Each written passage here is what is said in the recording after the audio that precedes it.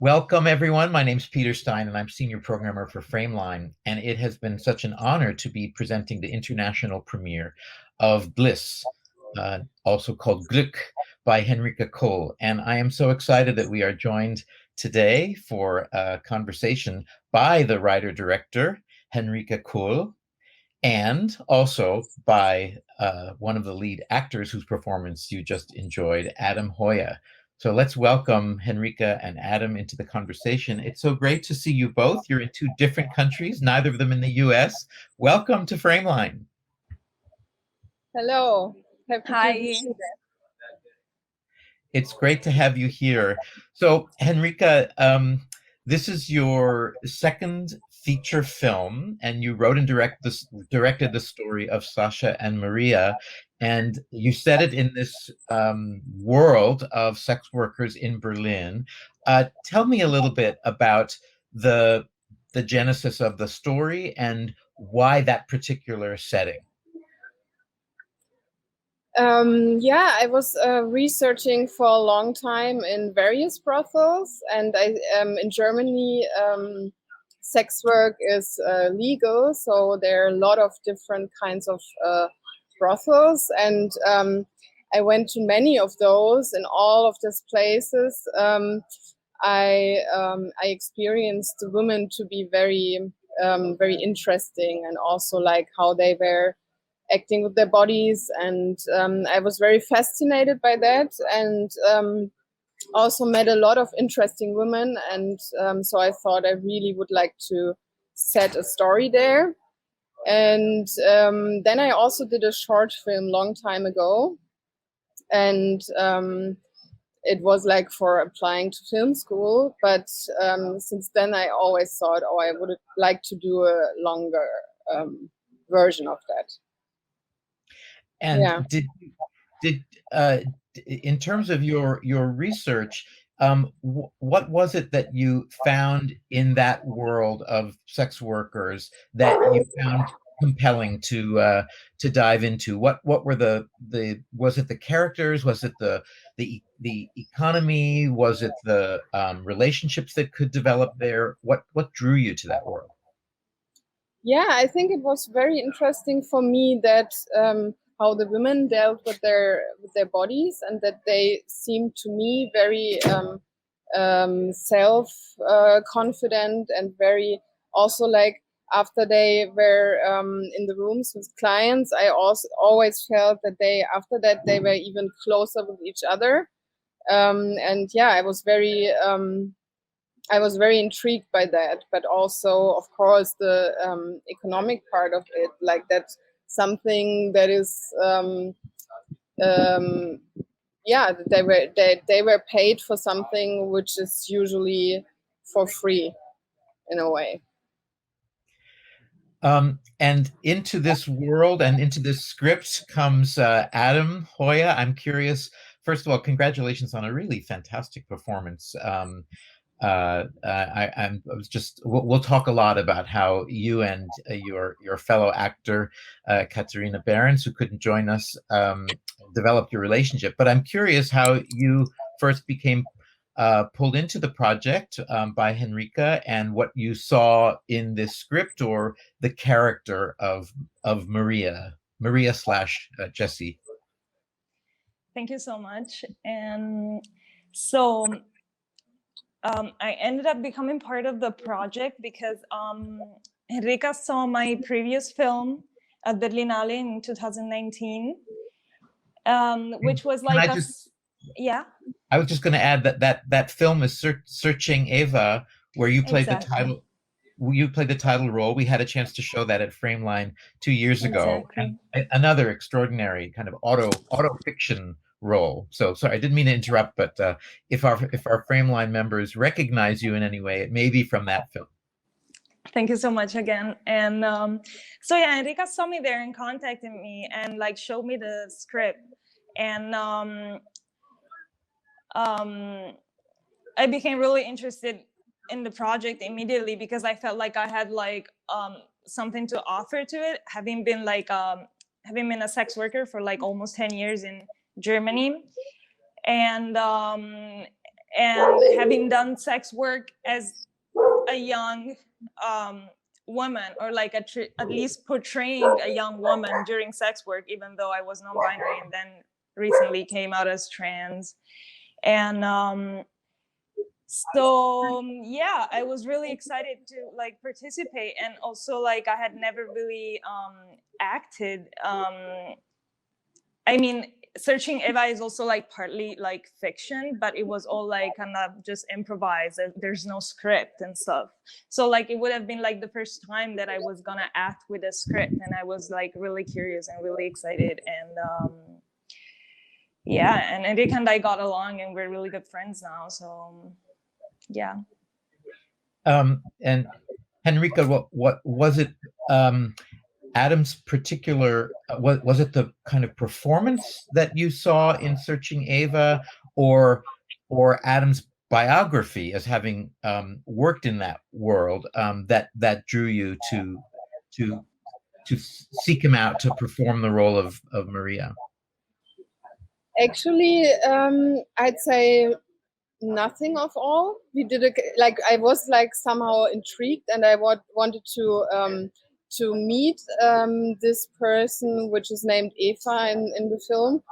But actually, we did the first casting, and I was so impressed by the acting. Really, for me, it was incredible how he acted, and like this natural way of performing, and this honest way, and the camera loved his face. So I was really like, yeah, I was actually immediately, sorry, Adam, for talking like that, but I was like immediately in love with him. And from that point on, it was actually also so sad for me that there's no other chance than doing it with Adam, that even some problems that showed up and occurred then didn't stop me from being sure that I want to do this film with him. And yeah, it was the right decision for sure. And actually, I couldn't imagine anyone better for this role, or at least, and also for any role. Like, yeah. Here, I second that. I should also say, for those wondering where that Henrika has to be outside in a park, I think there's some construction going on in your place. This is what working during COVID means. You have to be outside, but thank you for making accommodations for us. So the relationship that you portray developing between Maria and Sascha is really so tender, despite the very kind of gritty world that they both work in. So I'm wondering, for both of you, Henrika and Adam, how you worked on developing this kind of tenderness, how you developed the relationship between the two leads, yeah, I'll leave it there. What was the process of getting to know each other? I presume, Adam, that you had not worked with Katharina before. It kind of like just happened on set. And also like for Henrika, it was really important that like our performance was as natural as possible. So like a lot of things were kind of like a surprise for me sometimes. Like she knew that I could handle situations in which I was just like thrown in the situation and like be told to do what I wanted. And so she would do it all the time, because that's how like it was most fun for me and for her as well. And Katharina was used to a different way of acting because she had studied, she had done theater and stuff. So like it took her a minute to kind of adjust to this thing, but like I think we found a way, and I think like we had like we had a chemistry, and like it worked, and it was really fun for me actually. And yeah, actually like whenever I actually had a script to go after, I feel like that was my worst work. Like but I have to say, and this is important, because it's not about improvising. It was really about knowing what the character feels, where the character wants to go, also what the scene should be, and how the scene should end, and what like and I was like really trying to make the actors know all like the backstory of the characters and the need in the certain situation. And also I myself always had the script and was like, but I tried to give the actors as most freedom as possible within this framework. And that's also what I did with my last film, because for me it's very important to really find this thing in the actors, which is the link between the actor and the role, and like also find the moment. And so I'm also not reproducing moments, so I'm trying really to always doing things in a different way, but to get the same result in the end, or like the same core of what I want to tell, but trying to approach it in different ways. That's yeah. It's such a fascinating way to work, and is becoming a little bit more common in feature filmmaking, I think, where maybe you give a sort of outline of what the scene needs to be and perhaps suggested a beginning line or suggesting an ending line. But what's fascinating to me is that everything that happens in the scene is really the work of the actors, and you as a writer, Henrika, have to maybe let go of the ownership of a script. Is that difficult if you've written what you think is I love that. Actually, this is what I love the most, and this is also what makes my work so fascinating, to see how the script and what I thought becomes alive and gets even more layers than I thought it could have. And it was a really precise script. It's not that I didn't have the script, but to see how the actors interpret the scenes and what they do with it, it's like super nice and fascinating to see. And yeah. So Adam, a question for you along this vein of developing the character.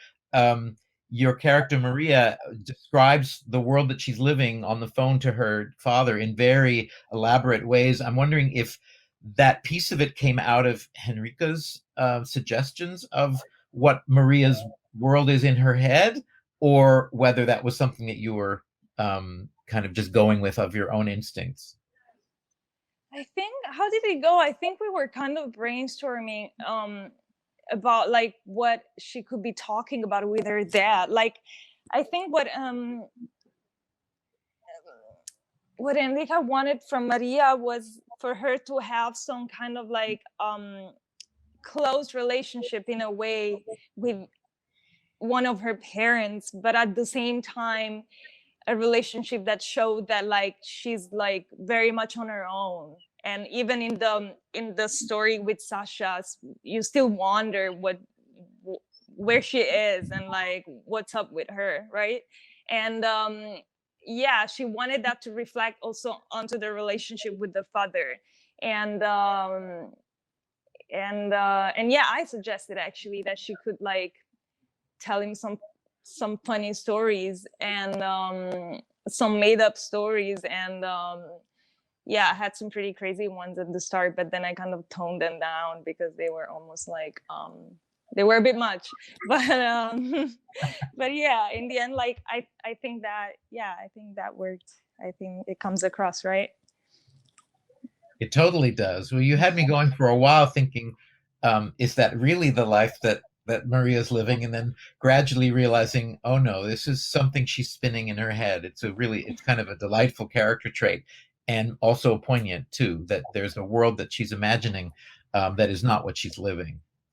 So Henrika, one of the things that I think you achieve so beautifully is this intimacy of the camera in the lives of your two leads and in the world of the brothel. But I was really fascinated. It seems like the way you shot the hetero sex, the straight sex between the clients and the workers was really different than the way you shot the intimate lovemaking of Sascha and Maria. So can you talk a little bit about just a different view of the camera, a different gaze?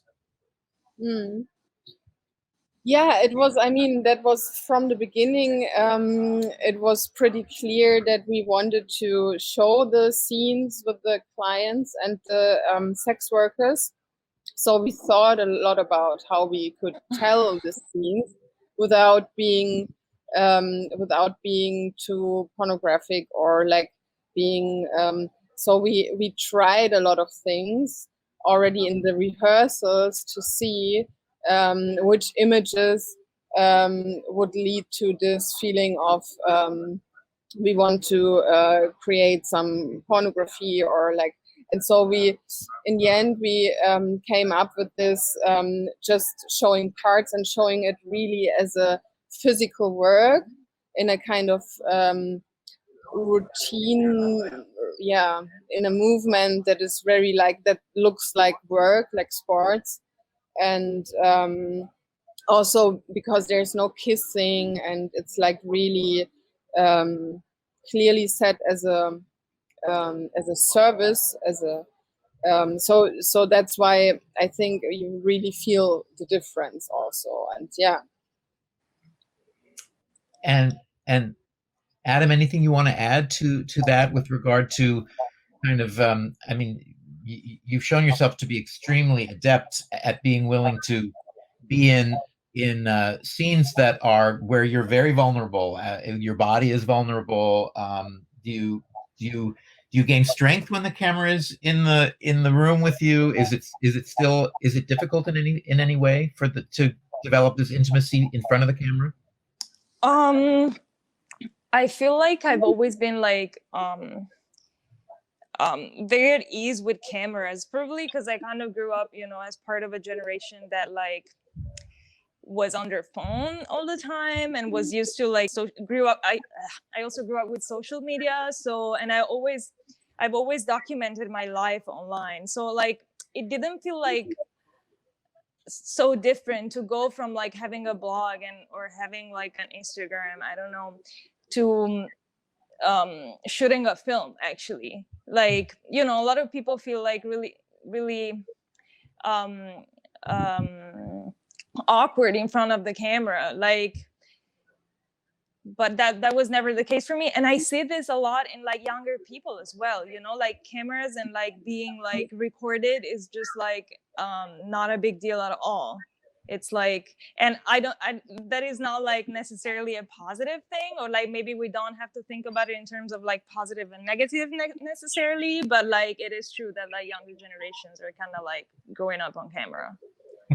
One thing that was a really nice discovery for all of us on the programming team at Frameline when we saw the film, which was part of the Berlinale this past year, is you know, when we see dramas dealing with particularly women's relationships, lesbian relationships, there's often a tendency to have a sad ending, breakups, dramatic endings, and despite the intensity of the subject matter, the actual relationship has a lot of hope and optimism, and there's an upward lift for it, which is very beautiful and sometimes surprising to see. So, Henrika, you want to talk about that?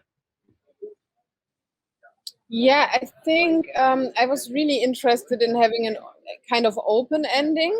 I didn't want to have like really a happy ending, but I think I like, I myself like films, and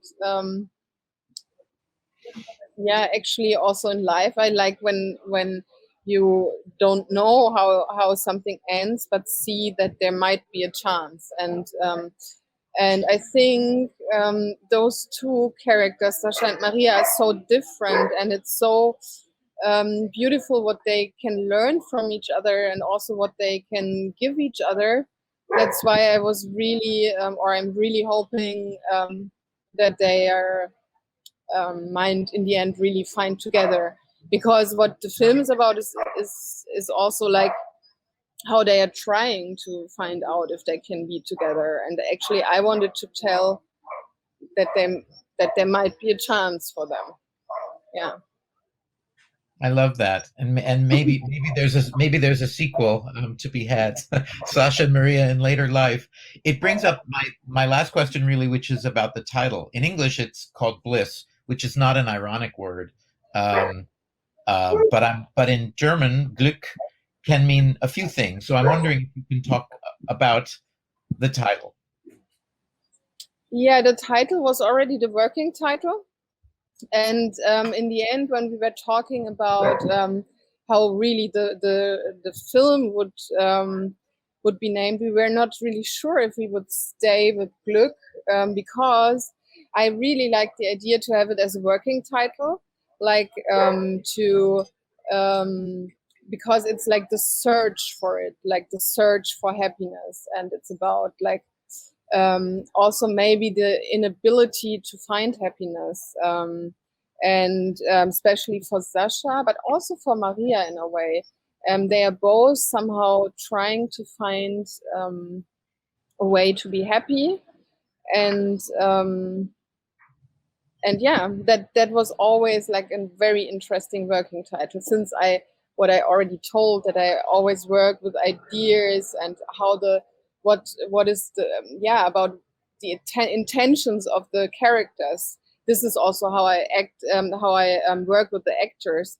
So it was always like the intention is Glück, or like happiness, or like to find something that makes you that makes you full somehow. And that's why we were using it as working title. And in the end, everyone said, oh my God, it's such a nice title. Why shouldn't we just keep it? So, yeah. Right. I also like sometimes the sense of it in German of being just like luck. I mean, it's both happiness, but it's also like a stroke of luck. True. That's not in Bliss. Yeah, I know. Yeah. That's Bliss is not But luck. I think it's interesting that Bliss as well brings like meanings that like are not there in the German title. I feel like it's kind of like a collective, like English, German, and both titles bring something to it that like yeah, you know what I mean. Yeah, totally know what you mean. And the collaborative linguistic aspect of the title is perfect metaphor for the collaborative relationship that you all as actors and director have brought together to make the film. I can't thank you both enough for. And also, that's what I want to mention, because also the DOP Carolina Steinbrecher, I worked with her at the last film. She also like contributed a lot with her flexibility, and like this way of working needs like a really a lot of trust, and that completely comes through, and that's the special character of the film. I think there's just an organic I don't know what it's funny to call films which are very created things authentic, but there's a truth that comes through the camera, through all of your work. And also like, yes, the women in the brothel, which were really like so brave, and like we were shooting so many days there, and it's like so amazing that they were always on, and that's also like, of course, an important part, that they let us into their world so deeply. Were the clients also real clients, or were they actors? No, there were some clients which are really regulars there, and others were non-professional actors, but there was also an actor, so it's a combination. But we have two clients are actual clients, but I wouldn't say who. But yeah, it's like, because in this very place there are some regulars, and they come there, and so we asked them, and they were like, yeah, okay. Wow. Yeah, one thing I want to say is that like I was really impressed with how comfortable I was with the way of like with the camera and with like Henrika's directions, because as a sex worker it's hard to like let someone who is not a sex worker shoot you in while working, because it always ends up like, I don't know, voyeuristic, kind of weird fetishizing. But like Henrika and Carolina did an amazing job. Like it was like, it's the way I would have shot the film. So yeah, that was great too. That's fantastic. Briefly, Adam, can you say what you're working on next? Oh, well, right now, or is there I'm work just in the middle of a hoping. pandemic? No, actually, since like I've never acted before, so it's not like I'm someone that is used to like going to I don't know, castings and stuff like that. I'm pretty terrorized actually, and I'm hoping that something will happen now that people will see the film, and maybe like, you know, like with Henrika, somebody else will contact me, and I would like to, but I'm pretty kind of like reluctant to like throw myself out in the film world. Well, you're going to have to beat away the directors, I think, from the door, because your performance is really, really fantastic. I think you're very natural, and if you want a career in this business, I think you have one waiting for you. Or at least you need to wait until Henrika casts you in her next film. For sure, I will. I will. And Henrika, do you want to? Can you quickly say what your next project or projects are? Right now, I'm working on 2 projects. One I would hope to do with Adam. It's about witches, and the other one I'm currently writing is a love story.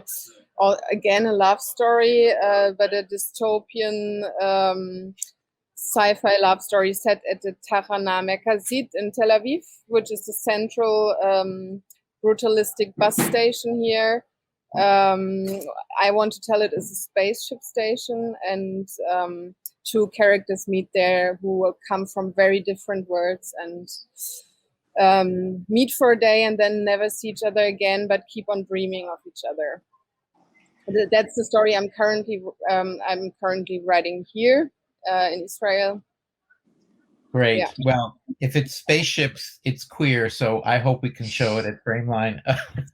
I'm so happy to be meeting both of you. Thank you so much for your work. Congratulations on your premiere here, your international premiere at Frameline, and best of success as you roll Bliss out into the rest of the world. We're excited to see where it takes you. Thank you so much for inviting us.